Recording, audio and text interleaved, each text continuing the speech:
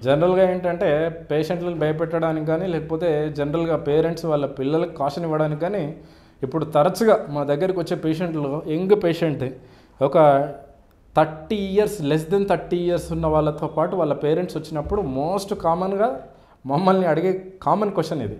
So, mobile తరచుగా చూడడం వల్ల ఏమన్నా రిస్కులు ఉన్నాయా అని అంటే, ఎప్పుడైనా కూడా మెడికల్ స్టడీస్ అనేవి మనం బయట వాళ్ళు సడన్‌గా ఏదో వాదించడానికో, లేకపోతే ఈజీగా కామెంట్ చేయడానికి అంత ఈజీగా ఉండదు. మనకు టెక్నికల్‌గా దానిపైన సౌండ్ క్లారిఫికేషన్ గానీ, దానిపైన మంచి స్టడీస్ అనేది అవసరం.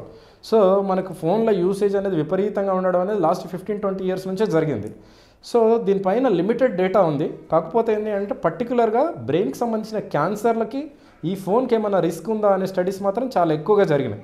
పర్టిక్యులర్‌గా నెదర్లాండ్స్‌లో ఒక స్టడీ ఉంది. డబ్ల్యూహెచ్ఓ ఆర్గనైజేషన్ నుంచి ఒక స్టడీ ఉంది. And international association for research on cancers దీని నుంచి మల్టిపుల్ స్టడీస్ ఉన్నాయి. సో, అల్టిమేట్‌గా ఏంటి అనంటే నువ్వు మొబైల్ క్యారియర్ ఏది యూజ్ చేస్తున్నావు, మొబైల్‌కి మన బాడీకి ఉన్న దూరం ఎంత, మనం మొబైల్ వాడుతున్నప్పుడు మన మొబైల్‌కి మనకు సప్లై చేస్తున్న మొబైల్ టవర్‌కి ఉన్న దూరం ఎంత, అండ్ మొబైల్ వాడుతున్నప్పుడు మన బ్యాటరీ పర్సెంటేజ్ ఎంత అనేవి చాలా క్రిటికల్ ఫ్యాక్టర్స్. ఎందుకు అని అంటే అసలు మొబైల్ తోటి మన బాడీ ఎఫెక్ట్ అవ్వడానికి కారణం ఏంది అని అంటే మనకు చాలా రకాల రేడియేషన్ గురించి తెలుసు. రేడియేషన్ ఈజ్ హార్మ్ఫుల్ అని.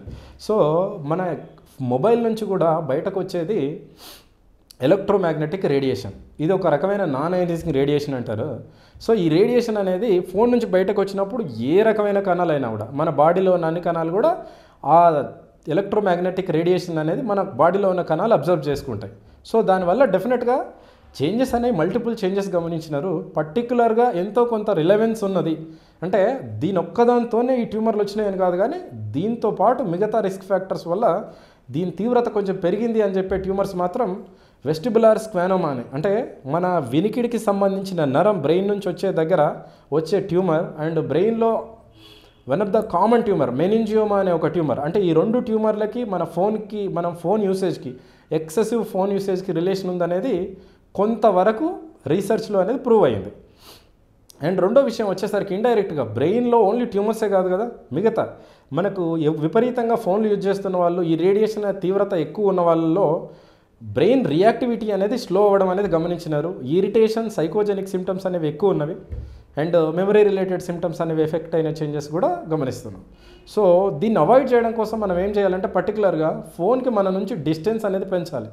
సో, మ్యాండేటరీగా అవసరం ఉన్నప్పుడు డెఫినెట్గా ఎవరికైనా ఇది కామన్ థింగ్, బట్ ఎవరు సీరియస్గా తీసుకోం. ఎందుకు అని అంటే మనకు దీని నుంచి ఫుల్ ప్రూఫ్ వచ్చి మనకు దీని నుంచి రిస్క్లన్నీ ప్రూవ్ అయ్యే టైంకి మనం పెద్దలో అయి ఉంటాం.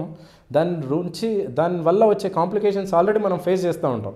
దీని ఫుల్ స్టడీస్ దాంట్లో కన్క్లూజన్స్ వచ్చేసరికి. సో, దాన్ని అవాయిడ్ చేయడం కోసం మనం చేయాల్సిన పనులు ఏంటంటే డెఫినెట్గా ఫోన్ వీలైన దూరంలో పెట్టుకోవడం, ఫుల్ సిగ్నల్ ఉన్నప్పుడు, ఫుల్ ఛార్జింగ్ ఉన్నప్పుడు, తక్కువ రేడియేషన్, మనకు రేడియేషన్ ఇండెక్స్ అనేది మన ప్రతి ఫోన్లో చూపిస్తారు.